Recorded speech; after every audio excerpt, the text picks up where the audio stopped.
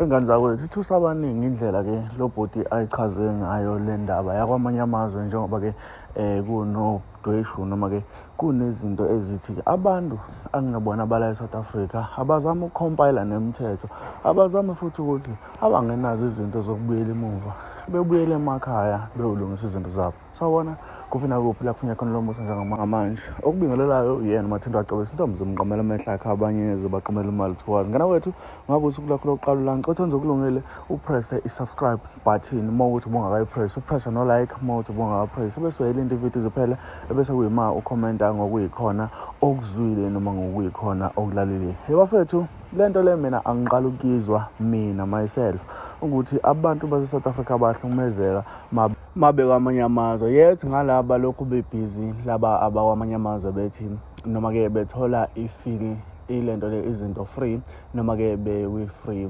bekwi-freedom. So bafethu ngiyacela ukuthi ngempela emva kwale video ngizuvo lakho mayelana nalolu daba, because mina ngokwami I feel like kufanele be-compromise noma kufanele be-distribute noma kufanele be-produce izinto lezi ekufanele be-produce. Cabanga ngokutshela ukuthi i-passport awuyiphethe ngesandla njengoba ukuthi uyahamba kulelo zwe, kodwa ungene uyiphethe noma futhi bayazi ukuthi ikhona. Lokho kudala ukuthi ngempela izinto zibukeke ngenye indlela, njengoba-ke benokusho nabo-driver bama-truck ukuthi ngempela amaphoyisa akwamanye amazwe uma ukuthi uthe ukuphuma ngama-truck uthi uqala nje ungena kulawo mazwe uthi uhlangana namaphoyisa ebese efonelana ngokwe-routine noma ngokwe-route ozohamba ngayo, etshelana ukuthi ngempela kunomuntu ongase ezodlula lapho naye bese bayakuhlaba le mali ekufanele bekuhlabe yona. Ngane zakwethu mina lento ngokwami ngibona be-right oJacinta noPhakela Umthakathi uma ngabe-ke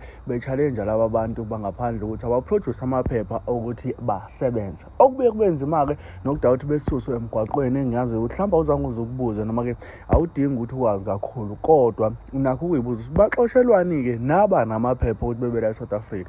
Ngokomthetho kufanele ube ne-permit yokusebenza la e-South Africa, ube ne-permit yokuba nebhizinisi. So awukwazi uvele ube nebhizinisi emgwaqweni wena ngokuthi une-passport nje kuphela, ngoba leyo nto ngeke uzuyenze kwamanye amazwe noma kulawa amazwe abo. Bafethu kunzima ukuphila noma zinzima iy'nkinga abantu ababhekana nazo la e-South Africa esiyithatha kancane. Okungenzeka mhlawumbe njengoba uyibuka lapha ekhaya uyibuka ngeso wayibuka ngeso elibanzi, kodwa ngiyafisa ukuthi uyibuke ngeso elibanzi ngoba ingane yakho uwena ngelanga uyoba nekusasa eliyokukhomba kwamanye amazwe. Ufike uyibona lento ekhulunywa ngayo, ngicabanga ukuthi wena oyobuya usulisa bona laba bantu bokuhamba. Kanti-ke uma ukuthi ngempela uyasibona isidingo ijoyine leya movement yabo yokuthi-ke i-march and march noma-ke yokuxoxa abantu bokufika kuleli zwe. Kanti ziningi ezinye zezinto ey'baliwe abazenzayo ngaphandle kumasasa sakho. Ngiphathela insizwa la eveze ukuthi yaboshwa, iboshelwa ukuthi i-passport ayiphethe, kodwa ingene iphethe ngokuthi nje ishiye ehhotela leli elibhukhile. Ndiyachaza ukuthi bafethu singahamba sifike siyibone i-passport lapha la esikhona ukuthi besiphethe ngempela. Kwathiwa cha lutho, bona bafuna imali ukuthi ngempela nina aniyiphethe i-passport njengoba nihamba la emgwaqweni. Baphinda futhi ba-escort phezu kwalokho ukuze kubonakale ukuthi akhona ngempela yini. Okay, ngaphandle kumasasa sakho asingene ngene video lensizwa sizwe udaba layo ebese-ke ushiya uvo lakho laphana kwi-comment section. Kodwa nani kephi ngo-2010 ngiboshwe eMozambique. Nazi ngiboshwa kanjani eMozambique? Angithi uma usuke eSouth Africa ufike ungena i-border gate yaseSwaziland, ucross eSwaziland bese uyongena eMozambique. Uma ungena eMozambique bafike bekubingelele, befuna ukukhuluma nawe. Yazi izathu esenza bekubingelele yini? Basuke befuna ukuzwa ulimi olukhulumayo. eMozambique banobandlululo ukuthi if ungakhuluma ulimi olusiPortuguese ungafari iPortuguese, ilaba bese bekubamba khona inkunzi. Yazi banjwa kanjani inkunzi? Uma scross e-border gate ayibecela ukushintshela imali. Normally-ke kusomele ungena i-border gate yaseMozambique ushintsha amarandi uwenze ama-medical, because bona basebenzisa ama-medical okuyimali yakhona. Normally imali yakhona ngo-2010 ubuthi uma ushintsha u-100 wa-South Africa bekunikeze u-300 wangale. Hayi besishintshela imali, esishintshele e-border gate lo mfana hayi pheqa sithi right simnikeze imali bese siyangena-ke. Kanti umfana usirobhile uma epheqa izimali nje ushintshanisa imali eyodwa yenza sengathi imbili kanti imali eyodwa khulu bese robha imali. Ayisingene eMozambique.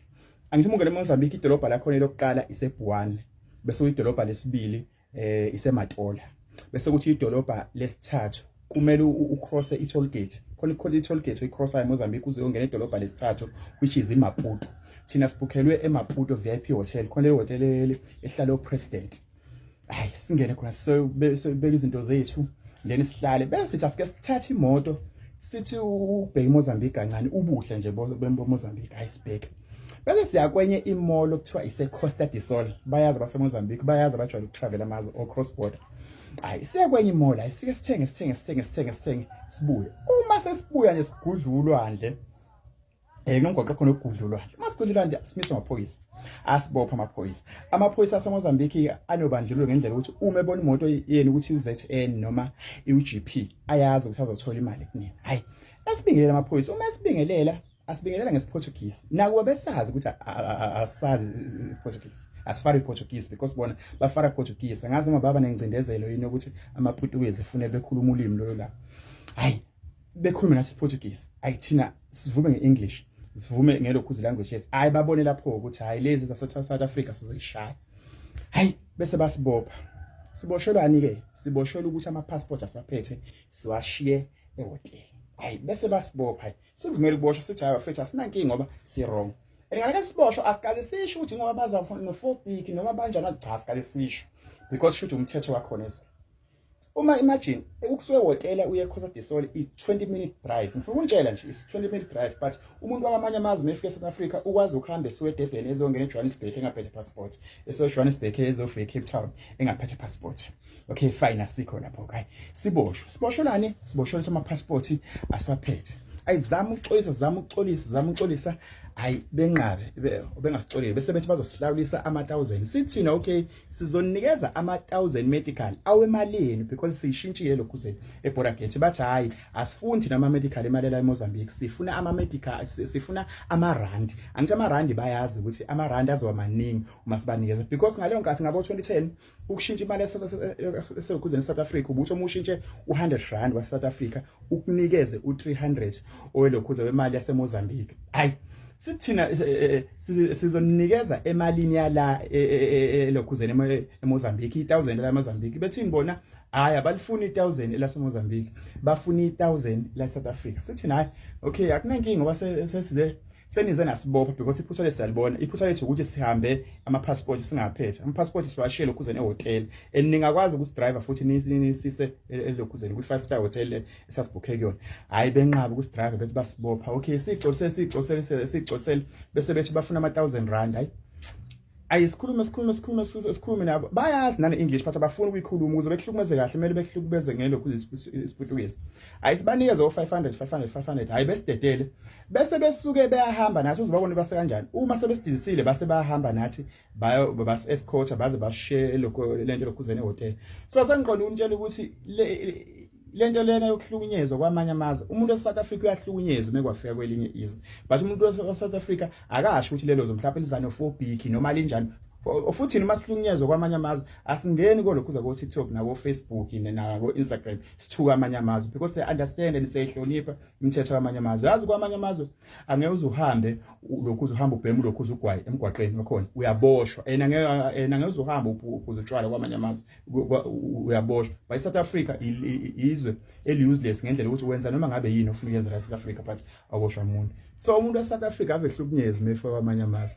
but asisho ukuthi iza nophobia noma ngabe yini but abakwamanye amazwe mabefika eSouth Africa sicela amaphepha kubona noma sicela ini bathi bahlukunyezwe mina ngiboshwe 2 times ngisazonitshela okwesibili ukuthi ngaboshwa kukanjani ezweni laseMozambique